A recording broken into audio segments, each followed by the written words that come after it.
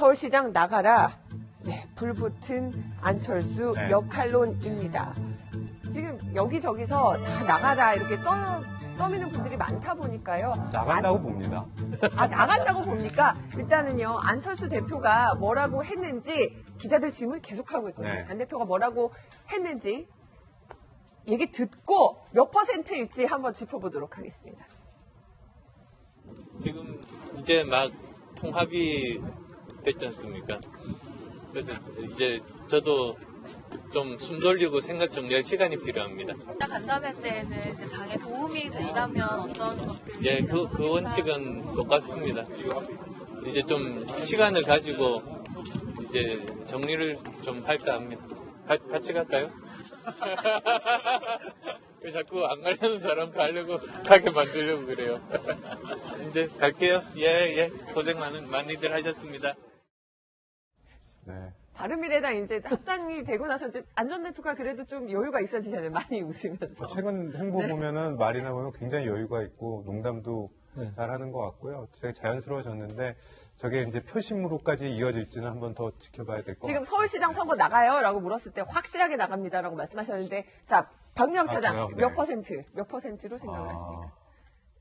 확실하게 나간다면 100%에 되는데 혹시 모르니까 99로 99%로 하고요. 1%의 가능성은 남겨놓도록 하겠습니다. 그렇습니다. 이유가 네. 일단은 박주선 공동대표죠. 박주선 공동대표가 이런 얘기를 했습니다.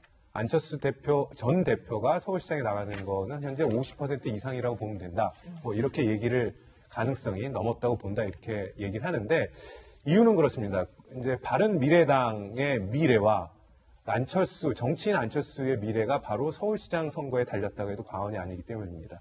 이 바른미래당이 제3당으로 역할을 하려면 지방선거에서 반드시 성과를 내야 됩니다. 성과를 내려면 당선이 돼야 되는데 당선이 되려면 생각보다 그렇게 사람이 많지 않습니다. 당선이 될 만한 사람은 안철수 전 대표 정도인데 그렇게 됐을 때는 안철수 전 대표가 당연히 나가야 되고 안철수 전 대표도 이제 대표직까지 내려놓은 상황에서 차기 대권까지를 계속 꾸준하게 언론에 노출되고 역할을 하려면 할 수 있는 게 지금 지방선거 때 출마하는 것밖에 없습니다. 그렇기 때문에 당도 그렇고 본인도 그렇고 이번 서울시장 선거에서 사활을 건 총력전을 펼치지 않으면 사실상 당도 그렇고 본인도 어렵기 때문에 나갈 거라고 예상이 되고 나가면 반드시 이겨야 되는 절박한 상황입니다. 자, 김근식 교수님, 안철수 전 대표와 가까운 김근식 교수님은 안 전 대표의 출마 가능성을 몇 %로 말씀하시겠습니까? 높아지고 있습니다. 네, 이제는 절대 퍼센트를 얘기 안 하시는데 균여정이 0%, 올 확률 0% 이후에는 퍼센트 얘기를 안 하시는데 퍼센트로 말하면 나중에 감당하기 힘들 것 같아요. 네. 근데 높아지고 있는 거 분명한 사실인 것 같고요. 아까 박주선 공동대표의 그 표현이 정확한 것 같습니다. 50% 이상을 넘어선 것 같다라는 이제 주위 사람들의 이제 시선이 있는데 저는 안철수 대표는 그동안 5월 9일 대선에서 패배한 이후에 사실 정치적으로 굉장히 어려운 상황에 처했음에도 불구하고 지금 두 차례 정치적 생명을 건 모험을 해왔거든요. 첫 번째는 주위의 그 반대도 무릅쓰고 당대표 다시 출마를 해가지고 당대표에 당선이 됐습니다. 그때도 사실 당대표에서 떨어졌다고 하면 정치적으로 끝나는 거였습니다. 네. 그 다음 또 정치적 사활을 건 건 이번에 겨우 마무리된 바른정당과의 합당입니다. 이 합당도 얼마나 많은 논란이 있었습니까? 여기서도 합당이 되지 않았다고 한다면 안철수 대표의 정치적 생명은 끝나는 거였는데 그 모험을 또 결국은 마무리를 했습니다.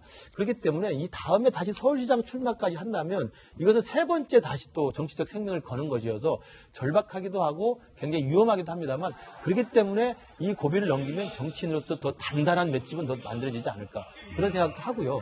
또 하나 더 중요한 것은 안철수 대표가 이야기하는 이른바 선당 후사의 정신 당이 원하고 당을 위해서라면 내가 뭐든지 하겠다라는 그 정신이 정말 진정성 있게 일관되게 간다고 한다면 지금 우리 박 사장님 말씀하신 것처럼 바른미래당이 신생정당인데 마땅히 지금 지방선거에서 확실하게 표가 될 만한 그리고 관심을 끌 만한 대표주자가 많지는 않거든요. 그렇다고 한다면 자기를 버린 한이 있더라도 당을 위해서 필요한 일을 하겠다라는 각오로 서울시장에 나갈 가능성이 좀 높아지고 있지 않은가 싶습니다. 저도 최근 안 전 대표의 행보를 보면서 정치인 안철수에 대해서 조금 다른 생각을 갖게 되더라고요. 그러니까 안철수의 행보는 대체적으로 본인의 결정에 의한, 본인의 선택에 의한 것들이 굉장히 많아요. 그러니까 보통 이렇게 끌려다니는 그런 정치인들도 많은데 안철수는 자신의 결정에 따라서 자신의 길을 간다라는 이미지는 좀 확실하게 부각시키고 있지 않나 이제 그런 생각이 듭니다. 여당에서 과연 누가 나올 것인가 이제 이것이 최대한 변수가 될 것 같은데 지금 여당 그 후보자들은 여기서 이게 경선이 곧 본선이다라는 이제 자세로 임하고 있지만 그런 점에서 안철수 전 대표 아까 말한 점에서 좀 그렇게 쉬운 상대로 볼만하지는 않지 않을까 이런 생각이 들어요. 특히 이제 중앙일보는 이렇게 제목을 뽑았습니다. 7년 전 양보의 기억. 박원순 서울시장 얘기를 박원순 서울시장이 3선에 도전할 경우에는 7년 전 이 안철수 전 대표에게 졌던 그 빚을 갚아야 되는 그런 정서가 좀 형성되지 않겠냐. 그래서 아마 전략적으로 여당에서 혹시 박원순 시장 말고 다른 후보를 내세워서 아마 이렇게 빅매치를 하게 될 가능성도 저는 없지 않다고 보고 있습니다. 어쨌든 여당 후보는 누가 나올지 참 궁금하네요. 저때 안철수하고 지금의 안철수는 굉장히 다른 외모를 얘기하는 게 아니라 정치인으로서 저때는 이제 정치를 거의 잘 모를 때 저는 저 현장에 가 있기도 했는데 네, 많이 달라졌다는 느낌이 저도 드네요. 이런 박원순 가운데 시장도 많이 바뀌었네요. 네. 한국당에서는 대체 누가 나오는 거냐라는 그렇죠. 네. 기자들 질문이 매번 이어졌는데 홍준표 대표는 이런 얘기를 했습니다. 들어보시죠. 오세훈 후보도 우리 당에 입당하지 않았나? 좀 있으면 하겠지. 제일 중요한 자산이고 또 이 당을 이끌어갈 지도자가.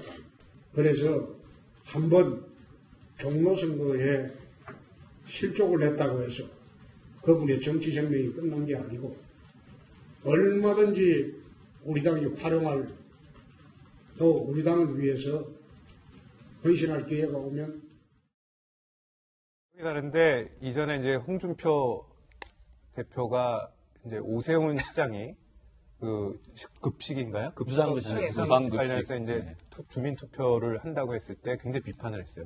아, 저래서는 안 된다. 근데 이제는 조금 아쉬우니까 일단 오세훈 전 시장의 이제 입당과 이제 여러 가지 지켜 세우긴 하는데 변수가 지방선거의 변수가 서울시장뿐만 전반적으로 다 그런 게 본인들이 잘해야 되는 게 일단 우선적인데 외부 변수가 남북 관계가 굉장히 큰 게 하나 있고요.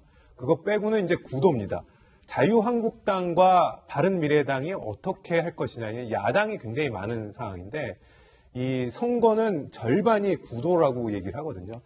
그러니까 여당엔 후보가 한 명인데 야당에서 두세 명이 되면은 야당에서 표를 나눠 먹기 때문에 여당의 후보가 될 수밖에 없어요. 그래서 이번 선거에서 관건은 자유한국당과 바른미래당의 선거 연대, 뭐 아니면 후보 단일화까지는 어려울 것 같은데 선거 연대 정도는 가능할 것 같은데 김구식 교수님은 죽어도 절대 아니다. 예. 왜냐하면 국민의당이 있을 때 국민의당하고 바른정당이 맨 처음 합의했던 게 바로 정책연대, 선거연대까지 합의를 했었잖아요. 그러니까 비슷한 합리적 진보와 개혁적 보수를 자임했던 세력들이기 때문에 할 수 있는데 자유한국당하고는 이미 바른정당도 사실 선을 그었고요. 그다음에 국민의당 시절에도 선을 그었기 때문에 이 합쳐진 바른미래당도 자유한국당과는 공식적, 공개적, 전략적, 사전적 선거연대는 없다. 뭐 되게 앞에 굉장히 수고가 어려운데요. 수고가 많이 사전에 절대 하지 않는다는 거 단 이건 있을 수 있습니다. 만약에 서울시장 후보로 안철수 후보가 나오고 저쪽에 민주당의 박원순 시장이 나온다든지 이럴 때 자유한국당 후보가 있지 않겠습니까? 그런데 이제 시민들이 선택을 할 때 야권 성향의 시민들이 될 사람한테 밀어주자 해서 사전적으로 공개적으로 단일화나 선거연대를 하지 않지만 시민들이 알아서 사후적으로 또는 결과적으로 단일화하는 것은 막을 길이 없다 이렇게 생각합니다. 희망사항 아닌가요? 희망사항이죠. 그게 지난번 대통령 선거에서 안철수 당시 후보가 계속 외쳤던 거 아니겠습니까? 그렇죠. 단일화 얘기 나오니까 국민에 의한 단일화, 국민께서 단일화 해주실 거라고 했지만 결국 결과가 어땠습니까? 그러니까 수도권을 비롯한 전국적인 분위기에서 당시 홍준표 후보, 안철수 후보가 비슷하게 사실 나눠가는 상황이 결국 문재인 대통령 당선이 저는 결정적인 요인 중에 하나라고 보거든요. 그러니까 이번 선거도 사실은 바른미래당과 자유한국당이 최악의 국면으로 갈 수 있는 시나리오 하나가요. 선거를 했는데 굉장히 비등비등한 수치로 나오게 되는 겁니다. 그렇게 됐을 경우는 민주당이 사실 지방선거에서 모든 것들이 다 승리를 점하게 되고 한국당과 바른미래당이 같이 공멸하게 될 수도 있거든요. 그러니까 전략적인 선택도 굉장히 필요하다고 보는데 지금 현재로서는 누가 야당의 적자가 되는지를 두고 싸우게 됐을 경우에 최악의 국면으로 갈 수 있는 가능성도 배제할 수는 없는 겁니다. 그건 최악의 경우요. 그 최악의 경우도 아까 5월 대선도 마찬가지고 홍준표 후보, 안철수 후보가 어차피 안 되는 상황으로 나눠 가지니까 문재인 후보가 됐지만 어떤 경우에도 사실 나눠 갖는 것보다는 한쪽으로 몰릴 가능성이 충분히 있다고 봐요. 그러니까 새로운 야당이나 야권 교체라고 하는 국민적인 어떤 열망이 있다고 한다면 이번 6.3 지방선거에서는 야당은 하나로 좀 몰아줄 가능성이 있다고 보고 그럴 경우는 뭐 굳이 나눠 갖지는 않아도